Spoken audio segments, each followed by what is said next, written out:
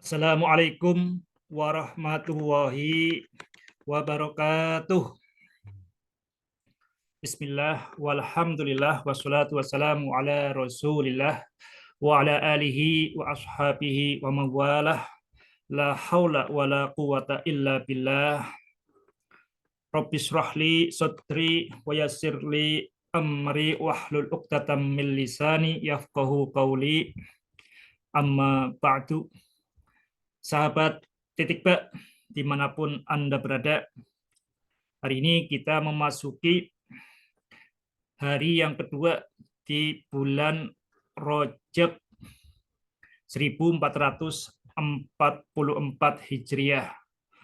Allahumma barik lana fi Rajab wa Sya'bana wa balighna Ramadan. Ya Allah, berkahilah kami di bulan Rajab ini dan nanti di bulan Sya'ban, serta sampaikanlah diri kami ke dalam bulan suci Ramadan.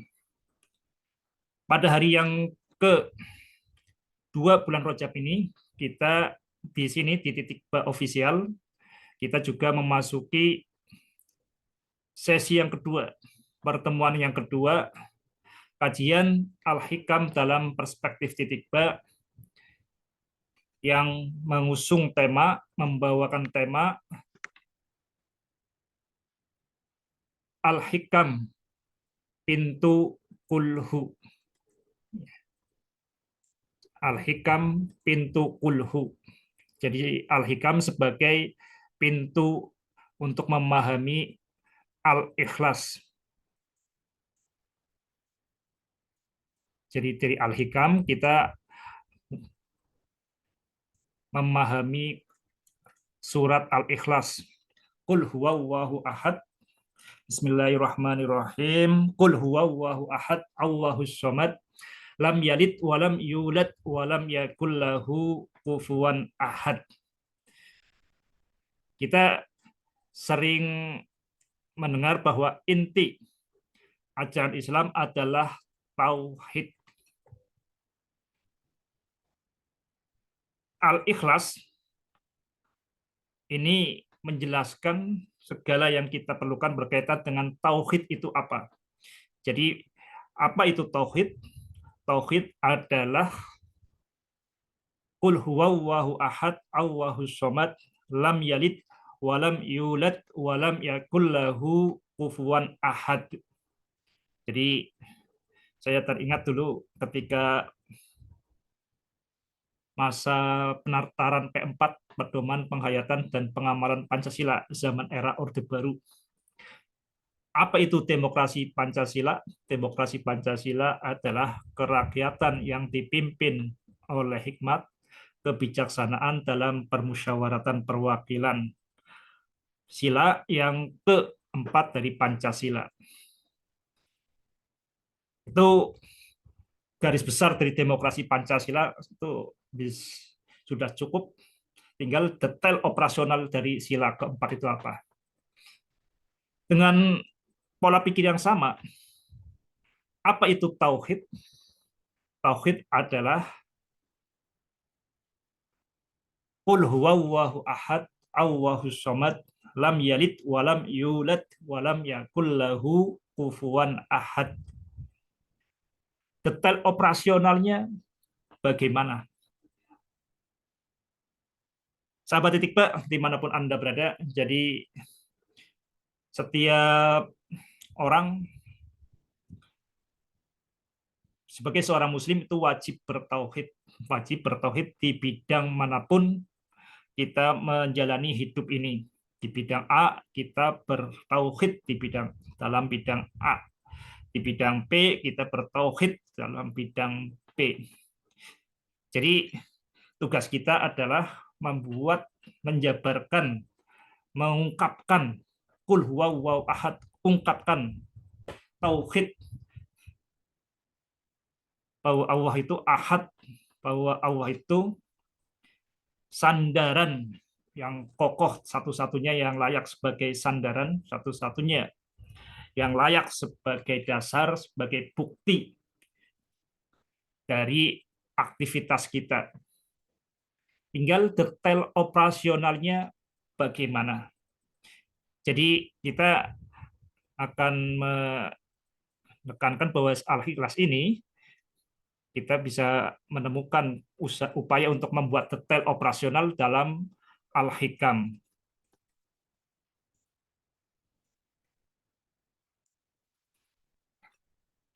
Sahabat titik Mbak, dimanapun Anda berada,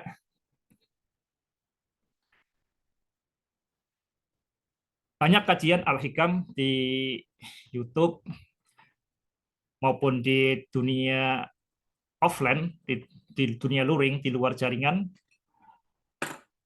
yang disampaikan oleh para kiai-kiai pesantren. Dan setiap kajian tentu membidik segmen audiens tertentu. Yang ingin saya sampaikan di kajian Al-Hikam ini terutama adalah sahabat-sahabat yang pernah belajar di sekolah umum, pernah belajar matematika, pernah belajar fisika, belajar kimia, belajar akuntansi, belajar sains tek di sekolah umum. Jadi pendekatan yang kami sampaikan ini dengan bahasa kaum sekolah umum. Ini yang mungkin membedakan dari kajian-kajian Al-Hikam yang ada di YouTube yang lain maupun di dunia offline. Jadi kalau kemudian banyak menukil berkaitan dengan matematika, dengan fisika, dengan kimia, dengan logika, ya itu karena keseharian yang menyampaikan. Jadi keseharian saya itu adalah berkaitan dengan hal itu. Ada satu hal yang mengejutkan yang membuat saya semakin mantap untuk mengadakan kajian ini. Ini ketika kami mengadakan survei di YouTube maupun di bincang-bincang di dunia nyata itu berkaitan dengan tauhid. Tauhid. Tauhid yang inti ajaran Islam ini ketika ditanyakan dan tidak perlu ditanyakan, semua umat Islam pasti menganggap bahwa ini tauhid ini adalah benar. Ini tidak ada keraguan. Semuanya menganggap bahwa tauhid itu benar. Tidak perlu ditanyakan, seorang muslim ya pasti menganggap tauhid ini benar. Tidak ada keraguan baik ditanyakan maupun tidak ditanyakan. Tapi yang menjadi problem ini apakah tauhid ini relevan, berguna dalam kehidupan kita. Ini sempat saya tanyakan dan ini yang sungguh mengejutkan, baik di kalangan agamawan maupun kalangan fisikawan ini sebagian besar jawabannya sama. Yang dari kalangan matematikawan menganggap bahwa tauhid tidak relevan dengan matematika. Kita tahu yang namanya matematika, logika dan matematika. Jadi logika itu ini kata Bertrand Russell ya. Bertrand Russell. Logika itu masa kecilnya, masa mudanya matematika, matematika itu masa dewasanya logika. Jadi logika dan matematika yang dirumuskan oleh manusia itu adalah tujuannya supaya menghindarkan kita dari kesesatan nalar, supaya kita tidak tersesat dalam berpikir. Kalau kita sesat berpikir, kita sesat bertindak, sesat berucap, sesat dalam kehidupan ini. Ini yang sungguh mengejutkan ketika baik para agamawan, kiai, ustadz mengatakan tauhid tidak relevan dengan logika dengan matematika. Tauhid berarti tidak relevan dengan upaya kita agar terhindar dari kesesatan. Ini sungguh mengejutkan ya ini, dan ini kalau nggak ada Facebook mungkin tidak terungkap secara massal bahwa umat Islam sendiri menganggap tauhid itu tidak berguna. Tidak berguna untuk memandu, untuk menjadi dasar bagaimana kita berpikir yang waras, bagaimana kita berpikir yang sehat, yang sebisa mungkin terhindar dari kesimpulan yang sesat, terhindar dari pilihan yang sesat. Ini yang sungguh mengejutkan ya. Jadi fokus dari kajian kita, Al-Hikam sebagai pintu Al-Ikhlas, ini adalah berkaitan dengan relevansi tauhid. Jadi di sini, kalau masalah benarnya tidak ada keraguan, tinggal masalahnya kalau sudah benar itu adalah detail operasionalnya bagaimana. Jadi kalau di matematika itu kalau sudah ditetapkan dianggap benar, jadi di matematika misalkan kita suatu dianggap benar, ini satu titik dianggap benar, ini namanya aksioma. Aksioma itu yang dianggap benar karena sudah terang benderang lah, kita nggak bisa membantah. Ini sudah dianggap benar, misalkan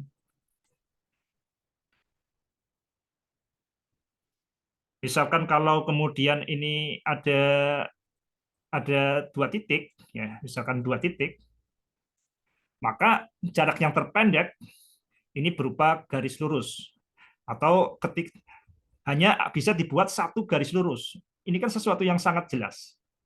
Nah, ketika sesuatu sangat jelas dan kemudian dianggap benar, ini hanya dianggap benar ya. Itu pertanyaan berikutnya adalah detail operasional yang konsisten bagaimana?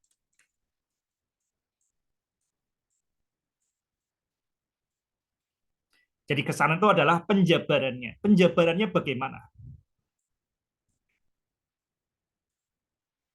Dan bagaimana kita memastikan bahwa detail operasional itu hanyalah perwujudan dari aksioma, maka diperlukan adanya pembuktian. Jadi pembuktian itu memastikan bahwa detail operasional itu adalah sesuai dengan aksioma. Ini pola pikir matematika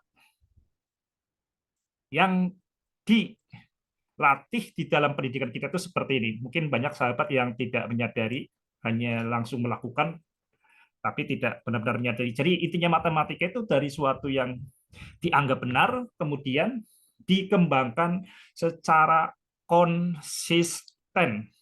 Kata kuncinya di sini adalah konsistensi, bukan sekedar melakukan, menjabarkan, bukan sekedar penjabaran, tapi penjabaran yang konsisten, bukan sekedar detail operasional, tapi detail operasional yang konsisten. Makanya di sini perlu yang namanya pembuktian. Sahabat titik Bak, dimanapun Anda berada, ini pola pikir matematika seperti ini seharusnya tidak asing bagi seorang Muslim. Pola pikir agama kita itu pola pikir yang matematis, bahkan melampaui matematika dalam kaitannya karena bukan berkaitan dengan sekedar dianggap benar, tapi dari kebenaran. Kalau di sini aksioma ini dianggap benar. Ini hanya dianggap, ya dianggap benar dulu. Tapi kalau yang namanya agama Islam ini adalah berangkat dari kita yakin benar, bukan dianggap benar, tapi memang kebenaran. Jadi kita berangkat dari keimanan. Dari iman, tinggal kemudian adalah detail operasional yang konsisten bagaimana. Kul amantu billahi Tsumastaqim. Katakanlah aku beriman kepada Allah. Jadi intinya keimanan ya iman kepada Allah. Setelah itu adalah konsisten dengan keimanan itu.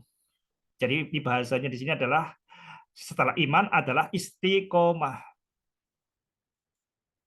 Jadi bukan sekedar bertindak, beramal, tapi konsisten. Yang diimani apa, yang dijalani itu hanyalah detail operasional dari yang diimani.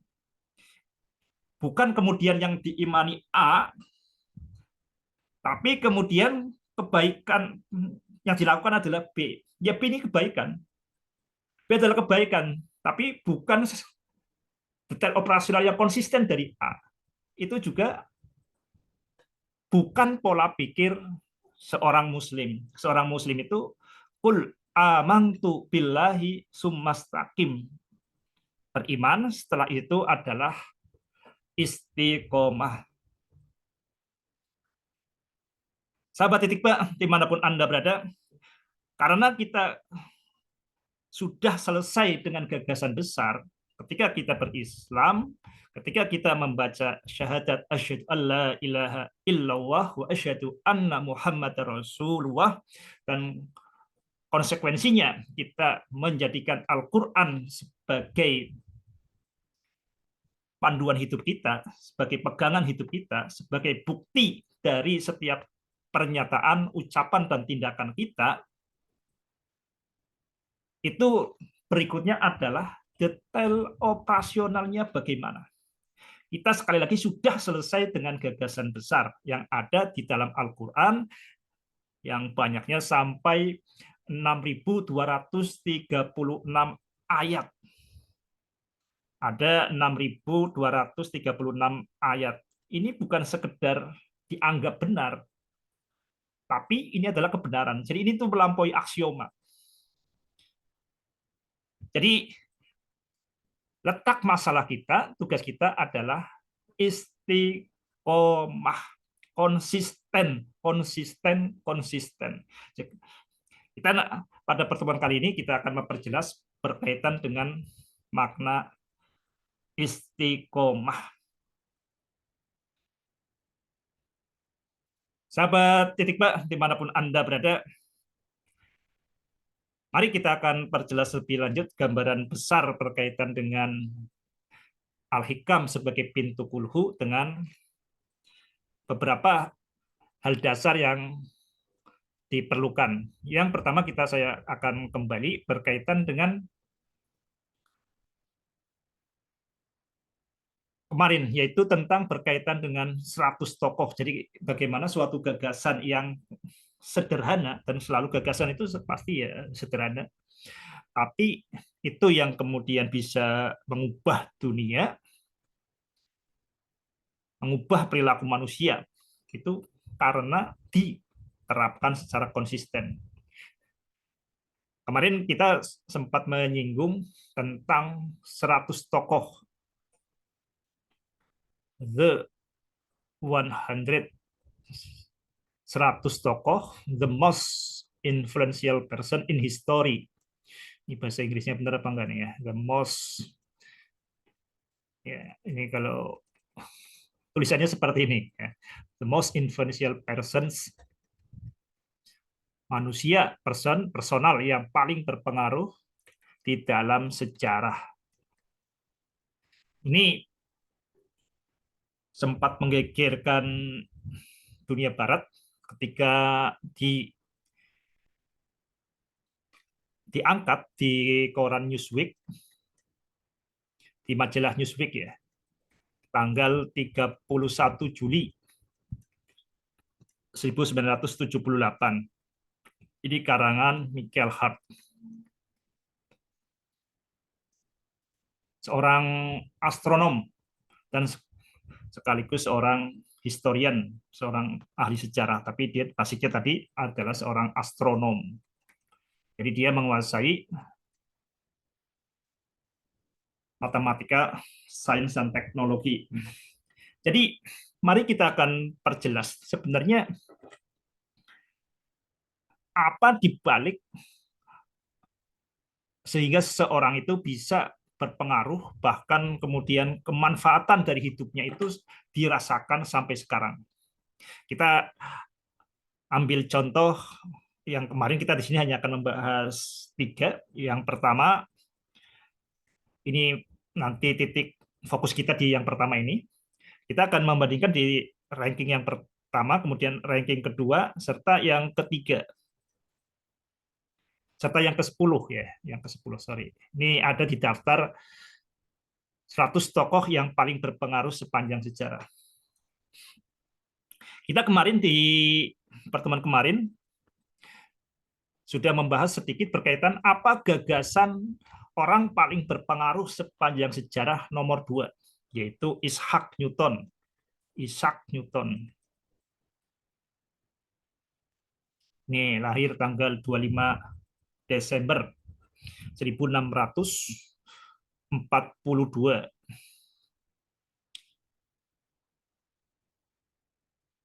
Meninggal 1727. Isaac Newton. Ini gagasannya apa? Sehingga Isaac Newton itu dianggap orang paling berpengaruh sepanjang sejarah nomor 2. Ya. Ini gagasannya kemarin kita sudah bahas, gagasannya adalah tidak apa-apa adalah tidak apa-apa. Ini gagasan yang luar biasa dari Isaac Newton. Coba sahabat dipahami, tidak apa-apa adalah tidak apa-apa. Ini ucapan yang dianggap berat, paling jenius. Ungkapan paling jenius dari sosok jenius yang paling berpengaruh sepanjang sejarah. Tidak apa-apa adalah tidak apa-apa. Coba, apakah ini suatu pernyataan yang benar bahwa tidak apa-apa adalah tidak apa-apa? Kalau sahabat menganggap ini tidak benar, ya udah selesai. Abaikan saja. Kalau menganggap bahwa tidak apa-apa adalah tidak apa-apa, itu ya karuan. Nah, tidak apa-apa atau tidak kata apa ini dianggap sesuatu yang salah, ya diabaikan saja. Tapi kalau ini dianggap sebagai kebenaran, maka pertanyaan berikutnya adalah detail operasional yang konsisten bagaimana? Bukan sekedar detail operasional, bukan sekedar dijabarkan, diterapkan, tapi diterapkan secara konsisten.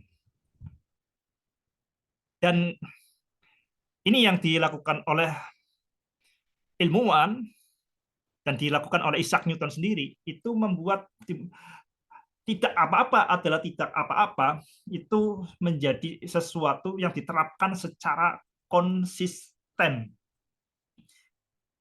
Isaac Newton untuk menjabarkan tidak apa-apa adalah tidak apa-apa ini menggunakan pola pikir yang dirumuskan oleh Euclid. Jadi Euclid ini yang Euclid ini semasa hidupnya semasa Aristoteles 300 sebelum Masehinan ya, sebelum kelahiran Nabi Isa. Ini yang menekankan pentingnya kita memulai dari aksioma, sesuatu yang sangat terang benderang sehingga tidak terbantahkan. Oleh karena itu anggap saja sebagai kebenaran. Itu supaya diterapkan menjadi teorema dan seterusnya. Ini bukan sekedar dijabarkan, tapi konsisten. Jadi ada konsistensi. Ini adalah penjabarannya. Dari aksioma ke teorema itu berarti kan kita berusaha menjabarkan. Ada eksplorasi, penjabaran. Tapi eksplorasi tadi ini harus konsisten menjadi satu kesatuan yang utuh. Isaac Newton itu menggunakan pola pikir itu. Tidak apa-apa adalah tidak apa-apa. Kemudian dirumuskan dalam bukunya Principia Mathematica.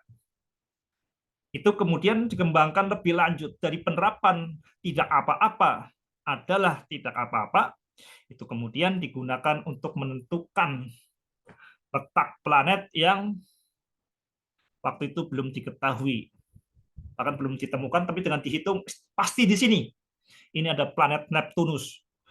Bukan hanya mengeksplorasi benda yang tidak terlihat di langit, tapi juga mengeksplorasi benda yang tidak terlihat di bawah bumi. Oh, di sini pasti ada minyak. Di padang pasir yang tandus ini di bawah ini ada minyak.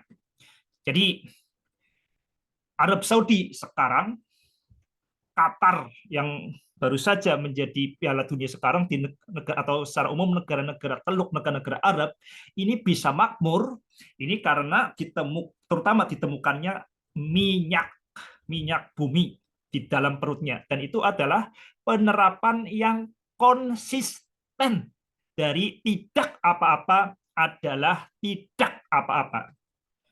Bukan sekedar diterapkan, tapi diterapkan sekali lagi secara konsisten.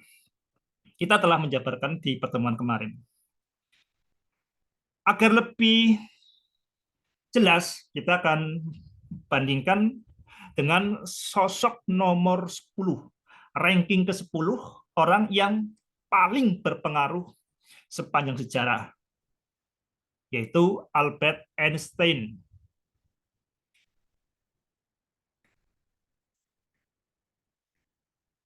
Albert Einstein ini lahir bulan Maret pada tahun kematian James Clerk Maxwell tahun 1879 dan meninggal 10 tahun setelah pembuktian dari EMC kuadrat yang dramatis, yaitu bom atom Nagasaki Hiroshima. Jadi 10 tahun setelah bom nuklir meledak di Nagasaki dan Hiroshima, yaitu tahun 45, berarti dia Einstein itu meninggal. Jadi meninggal tahun 1955. Ini Albert Einstein. Mungkin sahabat mengira Isaac Newton, Albert Einstein ini orang-orang Kristen, orang-orang Kristen. Ini yang secara umum pikiran kita seperti itu, karena Isaac Newton itu orang Barat, orang Eropa, orang bule. Albert Einstein orang bule, oh ini orang Kristen. Bukan ya. Jadi Isaac Newton ini selain dia seorang fisikawan, dia itu sebenarnya seorang ulama, kiai. Bukan, istilahnya bukan ulama atau kiai, seorang agamawan, seorang peneliti yang sangat cermat. Jadi kecermatan Isaac Newton di dalam fisika itu kemudian kemudian dialihkan ke dalam kecermatan membaca kitab-kitab suci atau kitab-kitab yang dianggap suci dalam tradisi Kristen. Kemudian Isaac Newton menemukan bahwa ajaran Trinitas itu ajaran yang bid'ah, ya, ajaran sesat yang disisipkan oleh Athanasius. Jadi Isaac Newton itu tidak percaya Trinitas, adanya Tritunggal, tiga Tuhan. Makanya ketika kemudian dilantik menjadi anggota elit kaum ilmuwan di Inggris, Royal Society, ini sempat ada masalah. Tapi Isaac Newton ini percaya pada adanya satu Tuhan. Jadi dalam hal itu umat Islam punya titik temu, percaya pada satu Tuhan. Cuma Isaac Newton yang tidak itu adalah syahadat Rasulnya. Entah nih karena mungkin belum mengenal Nabi Muhammad, tidak ada yang mengenalkan Islam ke Isaac Newton. Tapi Isaac Newton ini bukan penganut Trinitas. Bagaimana dengan Albert Einstein? Albert Einstein ini keturunan Yahudi Bani Israel. Jadi ini keturunan bangsa yang dikejar-kejar Fir'aun. Albert Einstein. Cuma Albert Einstein ini termasuk yang dikejar-kejar oleh Hitler. Dan kemudian dia pindah dari Jerman ke Amerika. Sekarang kalau mendengar kata Albert Einstein, yang terpikir di kita adalah sebagai sosok yang sangat jenius. Dan memang kehidupan kita saat ini tidak lepas dari buah kerja Isaac Newton dan Albert Einstein. Bagaimana laptop ini bisa ada Zoom, ada listrik,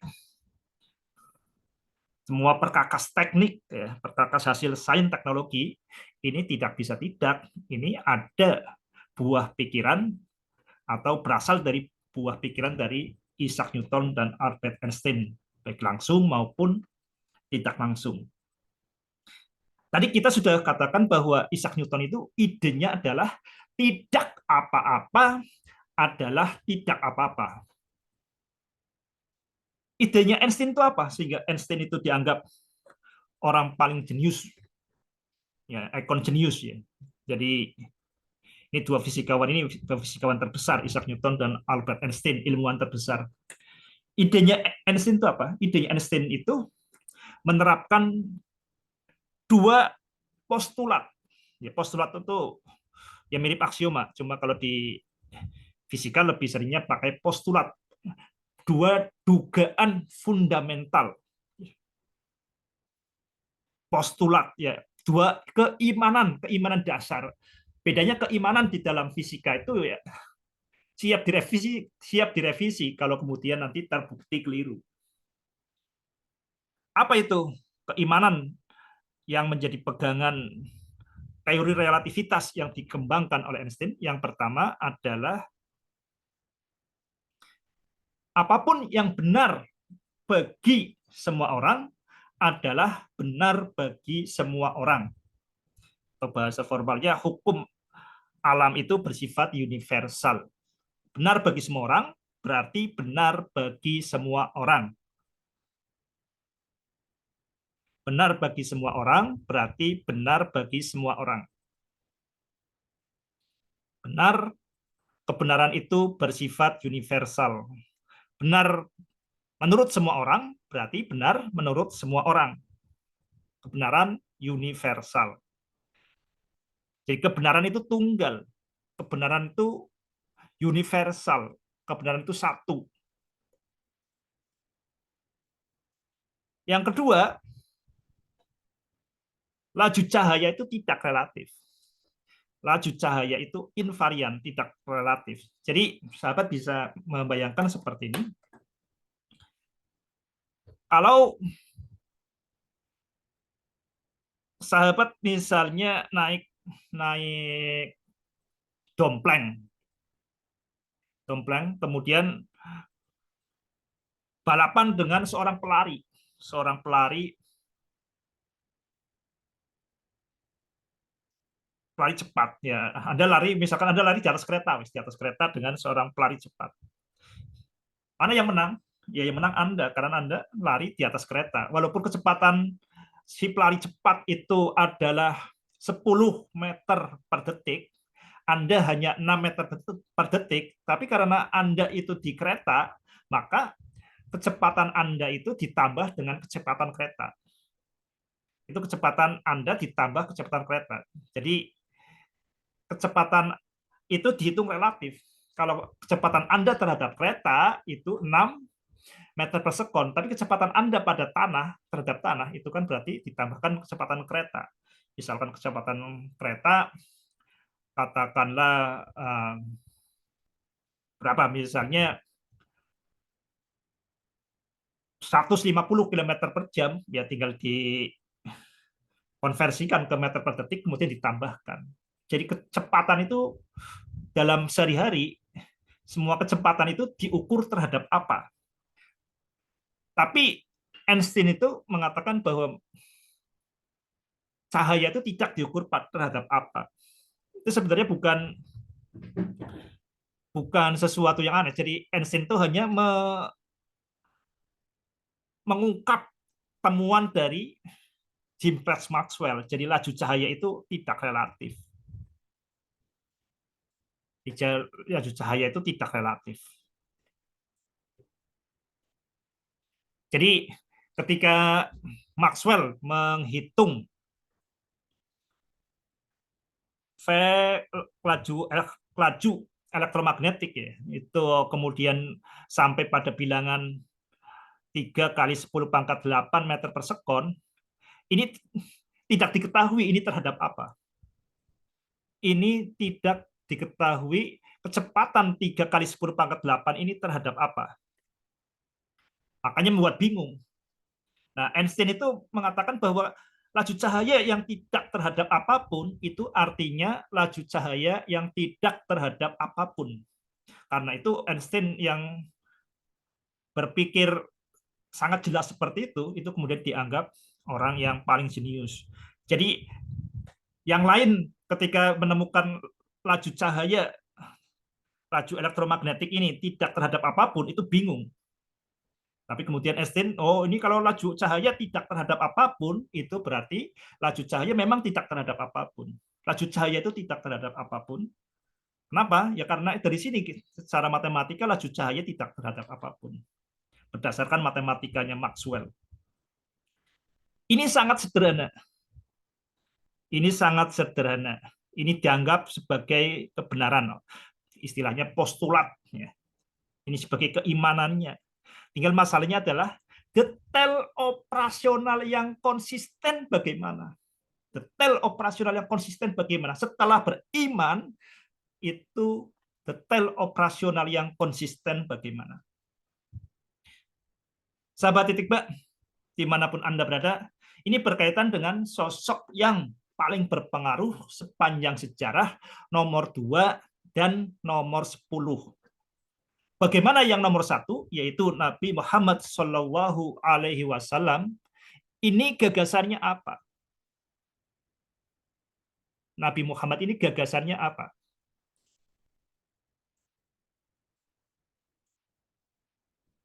Nabi Muhammad itu gagasannya itu sangat jelas. Tuhan itu adalah Tuhan. Gak ada Tuhan yang bukan Tuhan. Itu sangat jelas. Jadi apapun yang bukan Tuhan itu bukan Tuhan. Itu sesuatu yang sangat jelas. Dan sesuatu yang sangat jelas itu perlu diulang-ulang. La ilaha illallah itu adalah inti ajaran Nabi Muhammad, itu hanya itu saja. La ilaha, tidak ada Tuhan kecuali Tuhan yang sebenarnya. La ilaha illallah, kecuali Allah, yang lain itu bukan Tuhan. Jadi Tuhan itu adalah Tuhan. Allah itu adalah Allah, selain itu bukan Allah. Selain yang bukan Allah adalah bukan Allah. Ini sesuatu yang sangat-sangat jelas. Yang kita yakin di dalam secara fitrah, ini pertama fitrah kita itu fitrah bahwa kita itu adalah makhluk yang lemah, maka pasti kita itu memerlukan Tuhan. Kita memerlukan Allah, itu yang fitrah yang sangat kuat. Dan Tuhan yang sesuai fitrah ya pasti satu. Itu kita sudah tahu, di program bawaan kita sudah tahu. Kalau kita kemudian mau berpikir sederhana, sejernih mungkin, ya fitrah kita seperti itu. Makanya tugas kita adalah mengungkapkan yang sudah terprogram di dalam diri kita. Sudah diprogram sebelum kita lahir, alastu birabbikum qalu bala syahidna. Nah, tugas kita setelah kemudian kita lahir adalah kul, ungkapkan huwallahu ahad, bahwa Allah itu adalah tunggal. Jadi ini inti ajaran Nabi Muhammad adalah Allah adalah Allah, selain Allah adalah Allah. Itu sangat jelas, tidak ada keraguan. Kalau sudah tidak ada keraguan, berikutnya adalah detail operasional yang konsisten itu bagaimana. Bukan sekedar diamalkan, tapi pengamalan yang konsisten itu bagaimana. Kemudian ada panduannya tadi, bagaimana mengamalkannya, ada 6.236 ayat, tinggal detail operasional yang konsisten bagaimana. Ini pentingnya kita kemudian belajar matematika itu melatih kita berpikir dari sesuatu yang kita sudah yakini itu bagaimana konsisten. Untuk menjaga konsistensi itu diperlukan pembuktian-pembuktian. Ini hal dasar yang akan kita gunakan untuk memahami kajian kita lebih lanjut, yaitu Al-Hikam sebagai pintu kulhu. Demikian yang dapat saya sampaikan pada kesempatan kali ini. Mudah-mudahan bermanfaat. Ya ayyuhalladzina amanu taqullaha wa qulu qawlan sadida yuslih lakum a'malakum wa yaghfir lakum dzunubakum wa may yuti'illaha wa rasulahu faqad faza fawzan 'azima. Wassalamualaikum warahmatullahi wabarakatuh.